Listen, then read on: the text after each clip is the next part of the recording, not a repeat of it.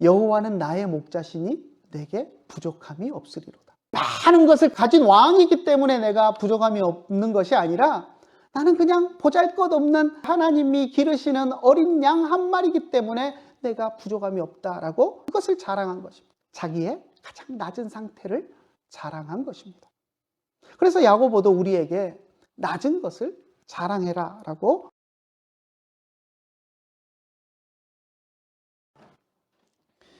하나님의 말씀 같이 나누겠습니다. 하나님의 말씀 신약성경 야고보서 1장 9절부터 11절 말씀까지 보도록 하겠습니다. 낮은 형제는 자기의 높음을 자랑하고 부한 자는 자기의 낮아짐을 자랑할지니 이는 그가 풀의 꽃과 같이 지나감이라.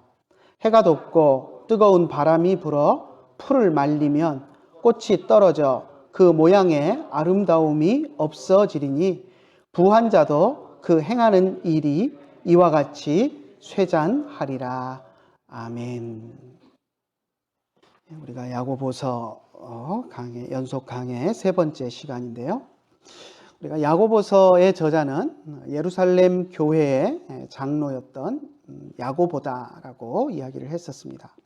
우리가 장로라고 표현을 하지만 오늘날로 이야기하면 목사입니다. 가르치는 역할을 했던, 가르치는 것과 다스리는 것을 겸했던 그런 장로로 우리가 보아야 하고요. 초대교회 때는 이 장로라는 호칭이 오늘날처럼 목사, 장로 이렇게 명확하게 구분이 되어 있지 않았기 때문에 혼용되는 그런 측면이 있었습니다. 그래서 우리가 장로라고 부르지만 그 장로라는 의미 안에는 오늘날 치리 장로를 의미하는 것이 아니라 가르치는 장로를 겸하는 목사 장로로 보는 것이 맞습니다. 자, 예루살렘 교회의 장로였지만 야고보는 예루살렘 교회 성도들 뿐만 아니라 온 세상에 흩어진 모든 그리스도인들을 향해서 마치 자신이 사도인 것처럼 무난하고 권면하는 그런 모습을 보였습니다.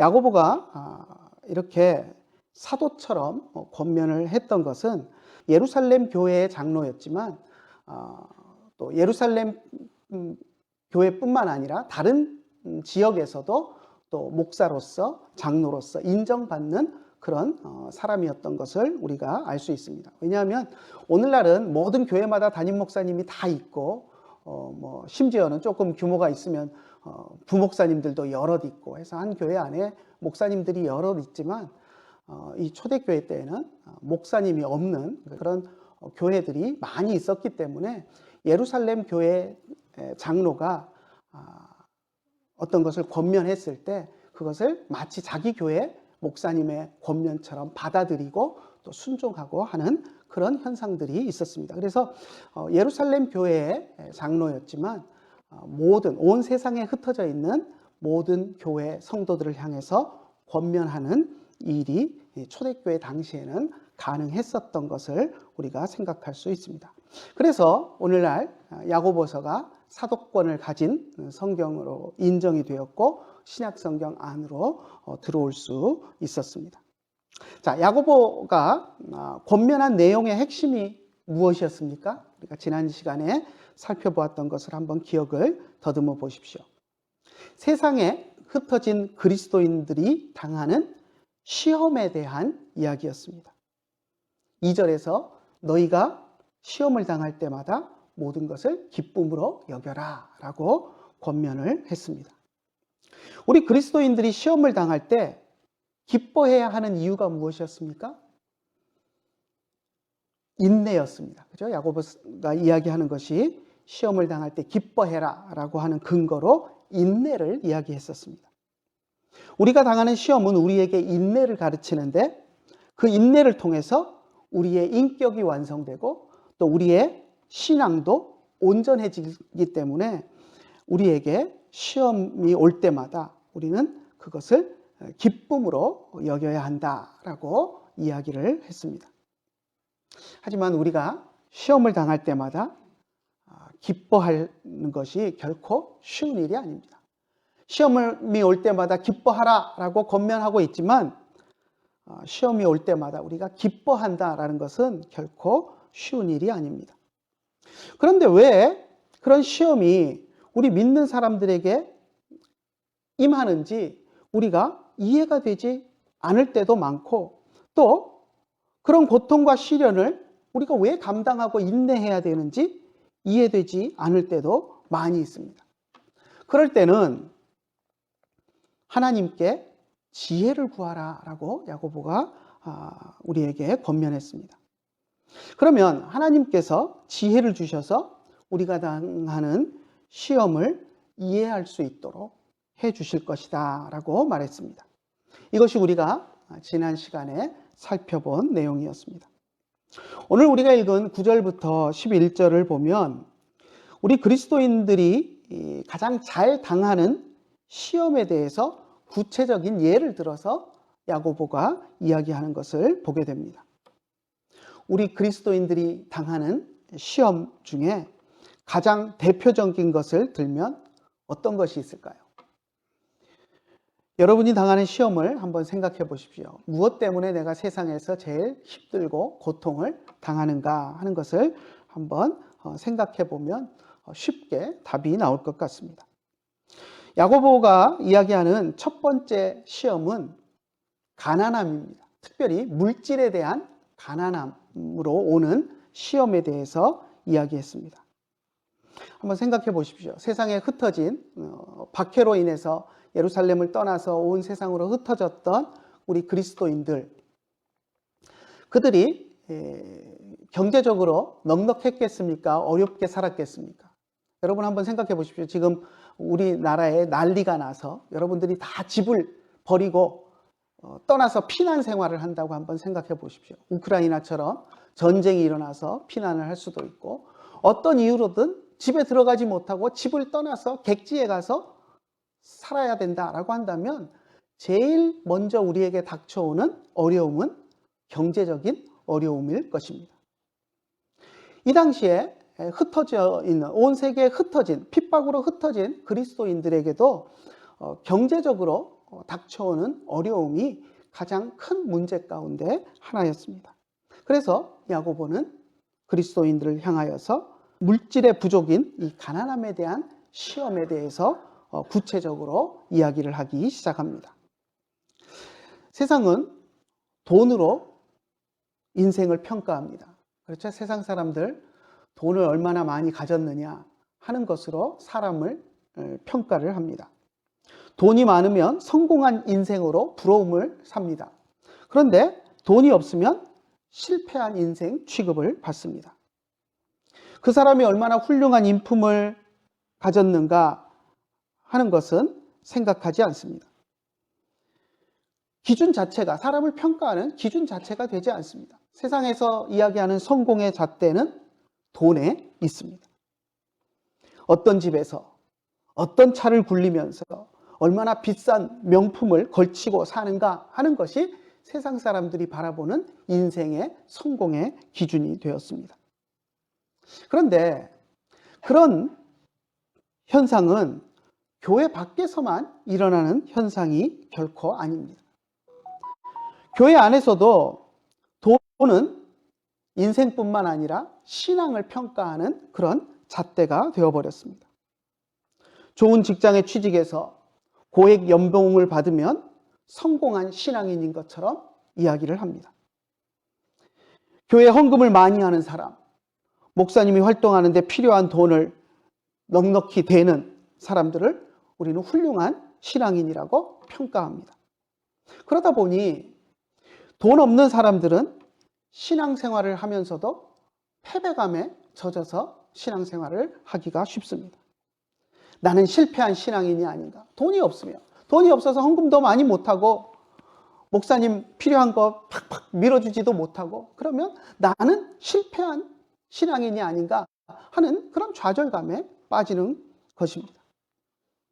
돈이 없으면 나는 하나님께 축복받지 못했구나 하는 그런 좌절감 속에서 살아가는 사람들이 많이 있습니다. 그것은 오늘날 우리 자본주의 시대를 살아가는 우리들에게만 해당되는 것이 아니라 2000년 전 초대교회 성도들에게도 마찬가지였습니다. 2000년 전에도 이미 온 세상에 흩어진 그리스도인들의 교회 안에 만연되어 있던 풍조였습니다. 돈이 많으면 성공한 인생, 성공한 신앙인, 훌륭한 신앙인으로 평가받고, 돈이 없고 가난하면 별 볼 일 없는 사람 취급을 당하는 것이 이 세상의 모습이었습니다. 그래서 야고보는 성도들을 향해서 물질의 시험을 이겨내라 라고 권면했습니다. 물질이 없다고 어려움을 당하고 또 그 속에서 상처를 받고 하는 성도들을 향해서 물질의 가난함의 시험을 이겨내라 라고 권면했습니다. 우리 9절 한번 같이 읽어볼까요? 낮은 형제는 자기의 높음을 자랑하고. 많은 사람들이 이 구절을 잘못 해석합니다. 낮은 형제는 자신의 높아질 것을 자랑하라 라고 이렇게 해석을 합니다. 낮은 형제는 자기의 높음을 자랑하라 라고 써 있는데, 번역을 참 잘했습니다. 낮은 형제는 자기의 높음을 자랑하라. 근데 우리는 이것을 읽으면서 어떻게 생각하면, 지금 낮지만 나중에 높아질 것을 생각하고 그것을 자랑해라, 이렇게 받아들입니다. 그런데 결코 그 말 아닙니다. 지금은 낮지만 네가 나중에 높아질 것이니 그 앞으로 높아질 그 신분을 자랑해라, 이것이 아니라, 지금 네가 낮은 위치에 있다고 주눅들어 있지만 너의 낮은 상태를 생각하지 말고 지금 현재 네가 높은 상태에 있는 것, 높은 지위를 가진 것을 생각하고 그것을 자랑해라 라고 이야기를 한 것입니다. 높아질 것이 아니라 지금 현재 높은 것을 자랑하라고 말한 것입니다. 하박국 선지자는 의로운 사람의 고난에 대해서 이해가 되지 않는다며 하나님 앞에 거칠게 질문을 했습니다. 그러다가 결국 하나님이 주시는 지혜를 깨달으면서 고백을 했습니다. 무슨 고백을 했습니까? 한번 우리 같이 읽어볼까요? 하박국 선지자의 고백, 하박국서 3장 17절과 18절인데요. 한번 같이 읽어봅시다. 비록 무화과 나무가 무성하지 못하며 포도나무에 열매가 없으며 감람나무에 소출이 없으며 밭에 먹을 것이 없으며 우리의 양이 없으며 외양간에 소가 없을지라도 나는 여호와로 말미암아 즐거워하며 나의 구원의 하나님으로 말미암아 기뻐하리로다. 아멘. 17절을 보면 오늘날 우리가 이해하기는 조금 어렵지만 그 당시 시대의 사람들로 보면 가장 가난한 형태를 이야기합니다. 그 당시에는 이제 농사가 생활의 척도였고, 그리고 부의 기준이 과일 나무를 몇 그루 가지고 있느냐, 가축을 몇 마리 가지고 있느냐, 이게 이제 부의 척도였습니다. 그래서 욥기나 이런 거 읽어보면, 여러분들 구약 성경을 읽어보면 욥의 부유함을 나타낼 때도 뭐가 몇 마리 있었고 뭐가 몇 마리 있었고 다 그 부의 척도를 가축으로 이야기를 합니다. 무화과 나무가 무성하지 못하고, 무화과 과수원을 가지고 있는 사람인데 열매가 안 맺는 겁니다. 무화과 나무 열매가 안 맺히고, 포도나무도 있는데 포도나무 열매도 안 맺히고 소출이 하나도 없는 겁니다. 감람나무도 마찬가지고, 밭에 먹을 것이 없고 농사 짓는 것에 소출이 없어서 먹을 것조차, 가서 팔아서 돈으로 챙길 것은 고사하고 내가 먹을 것조차도 없고, 가축을 키우는 외양간이 비었고 양들이 있어야 하는 우리의 양이 없고, 완전한 가난의 상태를 이야기하는 것입니다. 그런데 그 안에서 무엇을 기뻐할 수 있고 높음을 이야기할 것이 무엇이 있겠습니까? 그런데 하박국 선지자는 자기의 높음을 이야기합니다. 무슨 높음을 이야기합니까? 하나님이 나와 함께 하시고 하나님 안에서 내가 높다라는 것을 인지하고 그것을 노래합니다. 17절에서 내가 가진 것이 없어 가난하고 내가 낮은 상태에 있다라는 것을 고백했지만, 하지만 나는 자랑할 것이 있는데 여호와로 말미암아 나는 자랑하고 여호와로 말미암아 나는 기뻐한다. 구원의 하나님이 나와 함께 계시기 때문에 나는 주눅들지 않고 나는 당당하게 하나님을 자랑하면서 내가 하나님과 함께하는 사람임을 외치고 자랑하면서 살아갈 것이다, 기뻐할 것이다 라고 이야기를 한 것입니다. 이것처럼 야고보도 우리 성도들을 향해서 너희의 가난함에 주눅들지 말고 너희가 가진 너희의 높은 신분, 하나님을 믿음으로 하나님의 백성이 된 높은 신분, 높아진 것을 자랑해라 라고 이야기하고 있습니다. 그것이 우리가 가난함을 극복할 수 있는 힘이 된다라고 이야기했습니다. 여러분, 여러분의 가난 때문에 자신의 가치를 절하하지 마십시오. 월급이 100만 원이라고 내 인생이 100만 원짜리 인생이 되지는 않습니다. 내가 월세 50만 원짜리에 산다고 내 인생이 50만 원짜리 인생이라고 생각하지 마십시오.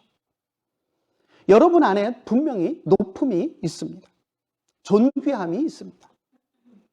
여러분은 하나님의 형상대로 지음을 받은 사람입니다. 여러분 안에 존귀한 하나님의 형상이 있습니다.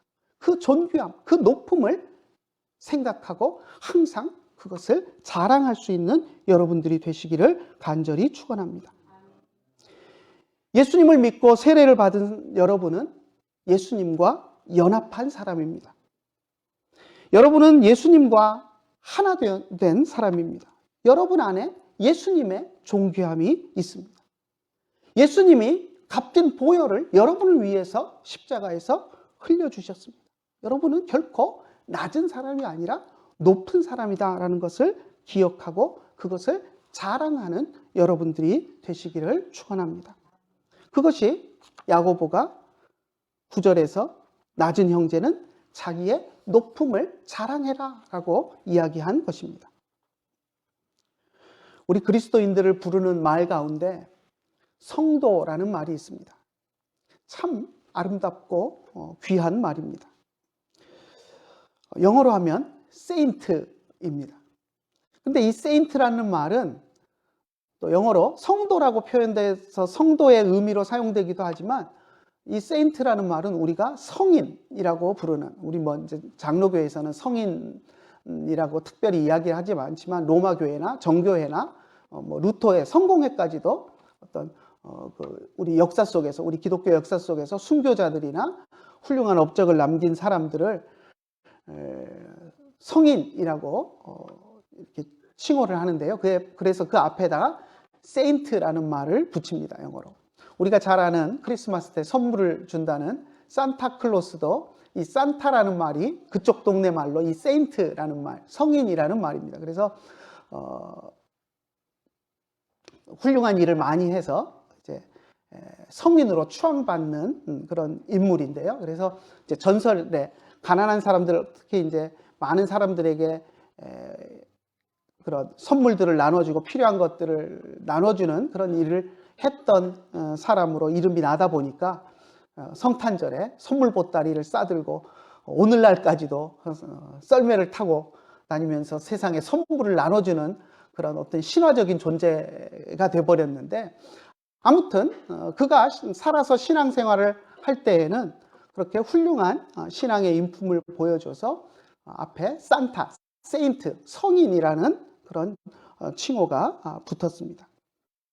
자, 그 성인이라는 그 칭호가 똑같은 말로 오늘날 우리가 사용하는 성도라는 말입니다.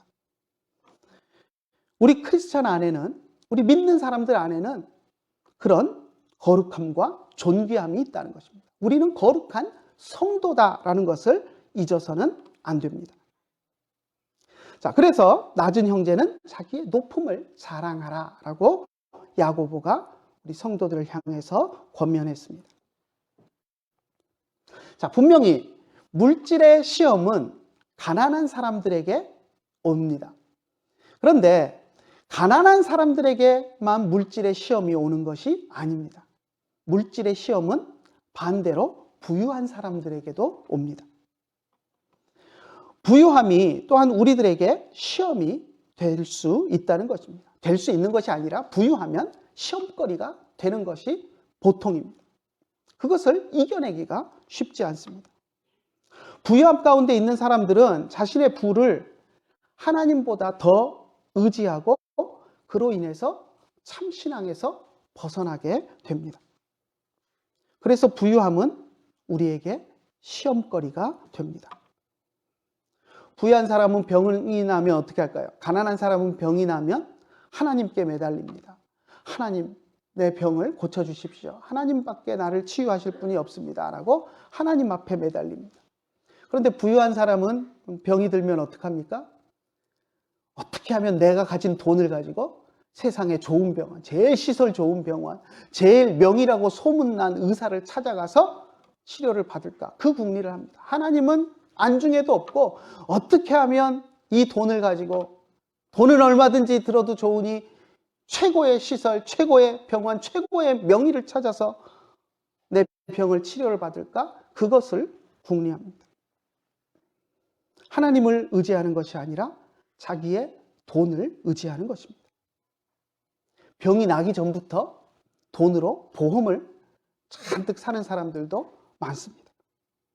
온갖 보험을 들어놓고 병이 나도 보험이 구원해 줄 것이다 라고 생각합니다. 여러분 한번 생각해 보십시오. 바벨탑을 높이 쌓아놓고 홍수가 나도 이 바벨탑이 나를 구원해 줄 것이다. 이 탑 안에 있으면 홍수가 나를 멸망시키지 못할 것이다 라고 생각한 것과 온갖 보험을 들어놓고 내가 병이 나도 이 보험이 나를 살려줄 것이다 라고 생각하는 것과 다를 것이 무엇이 있습니까? 돈이 많아져서 하나님을 의지하지 않고 돈을 의지하게 된다면 그것은 우리에게 커다란 시험이 됩니다. 그래서 예수님께서는 부자가 천국에 들어가는 것이 낙타가 바늘귀로 들어가는 것보다 어렵다라고 말씀하셨습니다. 그렇다면 부자들은 천국에 전혀 못 들어가느냐? 그렇지 않습니다. 부자가 되더라도 돈이 많더라도 그 돈보다 하나님이 더 위에 있으면 하나님을 훨씬 더 높은 가치로 생각하고 돈은 가지고 있어도 돈은 별 볼 일 없는 가치로 생각하면서 돈을 이기고 극복해낸 사람은 돈의 시험을 이겨낸 사람은 천국에 갈 수 있습니다. 우리 신앙의 선배들 가운데 많은 사람들이 있습니다. 특히 우리 잘 아는 욥이 그랬죠. 많은 물질을 가지고 있었지만 그것을 의지하지 않고 끝까지 하나님만 바라보는 신앙을 가졌습니다. 아브라함도 그 시대에 상당한 부자였습니다. 가나안 땅에서 처음에는 어려움을 많이 겪었지만 나중에는 거부가 되었습니다. 하나님이 복 주셔서 물론 부유하게 되었지만 가나안 땅에서 부유한 사람이 되었었고 야곱도 마찬가지고요. 그런데 그들이 다 그러면 부자가 천국에 가는 것이 바늘귀로 들어가는 것보다 어려우니까 다 지옥에 가 있을까요? 아닙니다. 그들은 하나님과 동행하는 삶을 살았고 하나님이 자기들에게 부를 주셨다라는 것을 알고 그것을 결코 자기들이 가진 부를 하나님보다 더 우위에 두지 않았습니다. 그래서 그들은 부의 시험을 이기고 승리하는 신앙생활을 할 수 있었습니다. 다윗도 마찬가지죠. 왕으로서 얼마나 많은 것을 누렸습니까? 다윗의 재산이 얼마나 많았겠습니까? 다윗 시대에 다윗 왕의 영토, 땅도 이스라엘의 최고 영토를 누렸고 그리고 그 시대에 은, 금이 흔했던 것을 우리가 알 수 있습니다. 얼마나 많은 재물을 가지고 있었는지 우리는 생각할 수 있습니다. 하지만 그는 그것을 의지하지 않았습니다. 하나님만을 의지했고 그래서 부의 시험을 이겨내고 하나님을 쫓을 수 있는 그런 사람이 되었습니다. 우리가 많은 재물을 가지게 되었을 때 겸손해야 합니다. 하나님 앞에 겸손해야 합니다. 그래서 야고보는 부한 자는 자기의 낮아짐을 자랑해라 라고 말했습니다. 10절 한번 같이 읽어볼까요? 잠깐 10절 같이 읽습니다.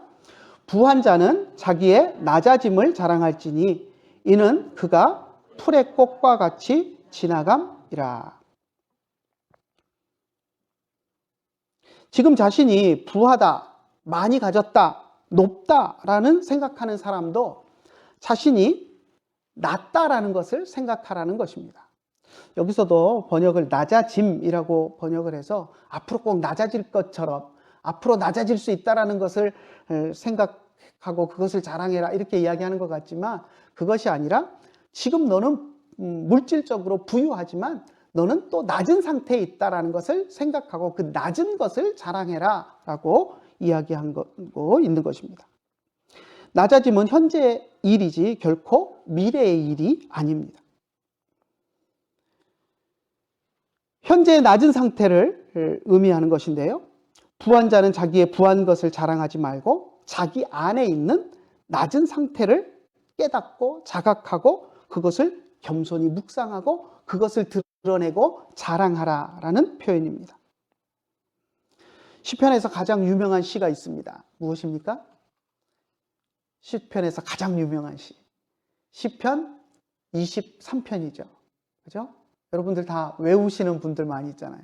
다른 시편은 몰라도 시편 23편은 다 외우시잖아요. 여호와는 나의 목자시니 내게 부족함이 없으리로다. 다윗이 쓴 시편 23편인데요. 다윗이 거기서 무엇이라고 고백했습니까? 여호와는 나의 목자시니 내게 부족함이 없으리로다. 자기가 부족함이 없다라고 고백합니다. 그럼 왜 부족함이 없다라고 이야기합니까? 창고에 양식을 많이 쌓아놨으니 내가 먹을 것 걱정 없으니 내가 부족함이 없다라고 얘기했습니까?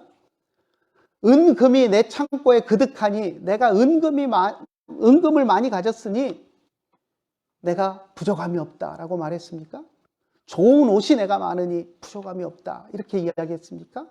아닙니다.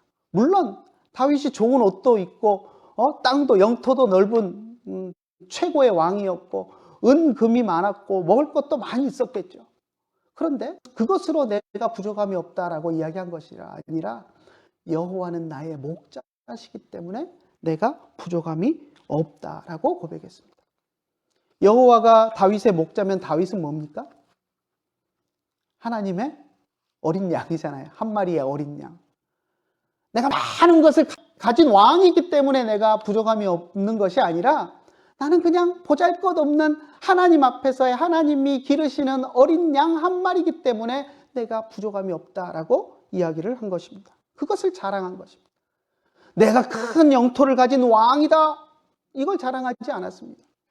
내가 가진 것이 많은 부자다. 이것을 자랑하지 않았습니다. 나는 그냥 하나님 앞에서 한 마리의 어린 양이다. 여호와가 나의 목자시다. 그것이 내 자랑이다. 라고 이야기를 한 것입니다. 아무 보잘것없는 하나님의 기르시는 한 마리 어린 양이다. 라는 것을 자랑했습니다. 자기의 가장 낮은 상태를 자랑한 것입니다. 그래서 야고보도 우리에게 너희들이 부자라고 많이 가졌다고 그것을 자랑하지 말고 너희들이 그냥 하나님 앞에서 한 마리 어린 양인 하나님의 백성이라는 낮은 것을 자랑해라 라고 우리에게 이야기하고 있는 것입니다. 우리는 가진 것이 많으면 자랑하고 싶고 가지지 못한 것이 있으면 속상해야 합니다. 하지만 가진 것도 특별히 자랑할 것이 없고 가지지 못했다고 해서 특별히 속상해할 것도 없습니다. 왜냐하면 이 세상의 돈과 부유함은 다 풀의 꽃과 같이 지나가는 것이기 때문입니다. 우리 11절 한번 같이 읽어볼까요? 해가 돋고 뜨거운 바람이 불어 풀을 말리면 꽃이 떨어져 그 모양의 아름다움이 없어지리니 부한 자도 그 행하는 일에 이와 같이 쇠잔하리라. 10절에서 부한 자에 대해서 이야기하면서 그 부한 것이 풀의 꽃과 같이 지나간다라고 이야기를 했었습니다. 그런데 11절에서 그것을 좀 더 구체적으로 이야기를 합니다. 해가 돋고 뜨거운 바람이 불면 풀이 마르고 꽃 위에 피었던 꽃도 결국 말라서 떨어지고 만다. 그것처럼 세상에서 가진 아름답고 좋은 것들, 그것은 다 부질없이 사라질 것에 불과하다라고 이야기합니다. 여기서 부한 자는 자기의 낮아짐을 자랑할지니 하고 이는 그가 하면서 부한 것만 이야기하고 있는 것 같지만 연속선상에서 보아야 합니다. 9절에서 낮은 것을 이야기하고 10절에서 부한 것을 9절에서 가난한 것, 낮은 것, 10절에서 부한 것, 높은 것을 이야기한 이후에 그 모든 것들이 다 이 세상의 것들은 풀의 꽃과 같다라고 이야기를 하는 것입니다. 사실 여기 번역을 이는 그가라고 해서 부유 앞에 나오는 부유한 자를 이야기하는 것처럼 번역을 해놓았지만 원문에는 이 표현은 없습니다. 그냥 9절에서 낮은 형제는 자기의 높음을 자랑하고 10절에 보면 부한 자는 자기의 낮아짐을 자랑하라 두 가지를 평행으로 이야기해 놓고 그 다음에 이어지는 것이 풀의 꽃과 같이 지나갈 뿐이기 때문이다 하는 그 이야기가 나옵니다. 그러니까 이것을 바로 앞에 나오는 부한 것에만 연결을 시켜서 해석할 수도 있지만 넓게 보면 앞에 있는 가난한 것까지도 연결해서 충분히 해석을 할 수 있습니다. 그러니까 부한 것뿐만 아니라 가난한 것, 우리가 이 세상에서 고난당하고 시험당하면서 사는 그 모든 것들, 가난해서 시험당하는 것도 부에서 유혹받고 시험받는 것도 다 풀의 꽃과 같이 사라질 것들이니 그것에 너무 집착하고 연연하지 말아라 라고 우리에게 이야기하는 것입니다. 이것은 이사야서 40장에 나오는 말씀을 인용해서 한 말씀인데요. 이사야서 한번 40장 말씀 한번 읽어볼까요?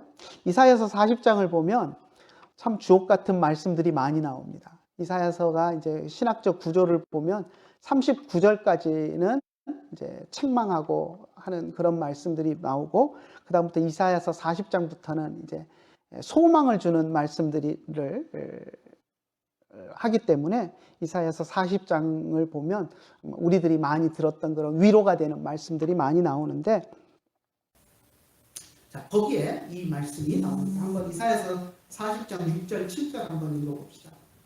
말하는 자의 소리여 이르되 외치라. 대답하되 내가 무엇이라 외치리까 하니 이르되 모든 육체는 풀이요 그의 모든 아름다움은 들의 꽃과 같으니 풀은 마르고 꽃이 시들면 여호와의 기운이 그 위에 불리라.